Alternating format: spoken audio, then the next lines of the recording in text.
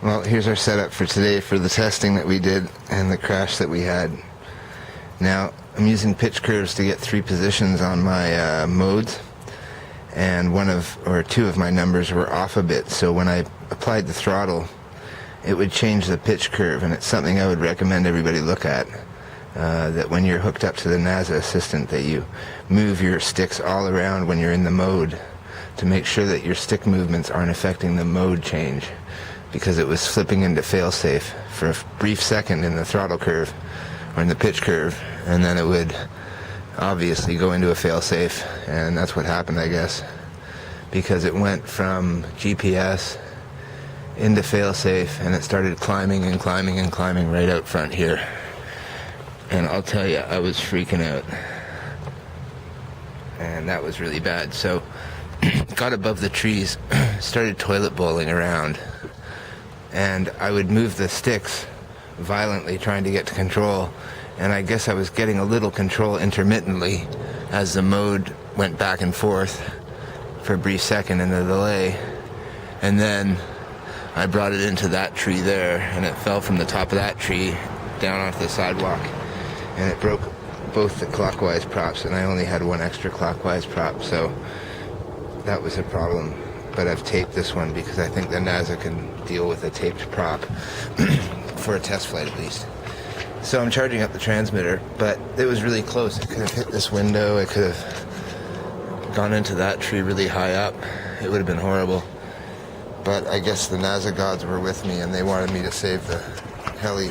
No damage to the HB8 frame at all. Didn't even shift the arms. One motor mount rotated. I loosened it and re-straightened it. Back in business right away.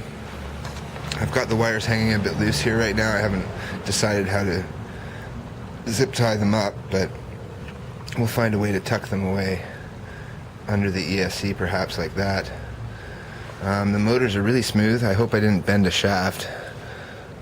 One thing I would mention is that if your motors are moving this way and you have directional threads, I made the mistake of putting the threads on the wrong way.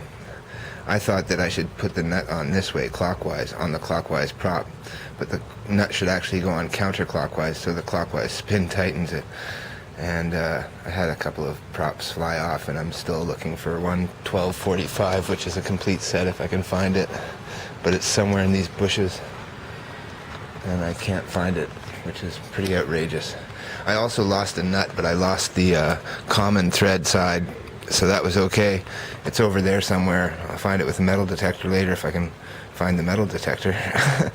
But these are the ones you don't want to lose, and I have an extra one, but I did lose one when it crashed, the one at the back there. As you can see, it's got a scrape on the top, and I found it in the bushes over there by the tree where it crashed. So I'm pretty impressed with NASA so far. Now that I know that it was my problem with the pitch curves, sending it into different modes, I'm much more confident about flying it. And I'm going to do a little test under that tree over there, so that if it does fly away, it's going to fly straight up into the tree. And other than that, pretty tight packing of the stuff, but a lot of room. Not too much wire clamping or anything like that. There's no compression on this. I'm not pushing wires down or anything like that, which could cause problems. Here's my UHF transmitter. I can easily take it off the double-sided tape, slide it out, change connections, put it back in. Got my OSD on the other side. I have to track down my RSSI pin because it's not registering on the OSD right now, so I think they have a loose connection. And that's it.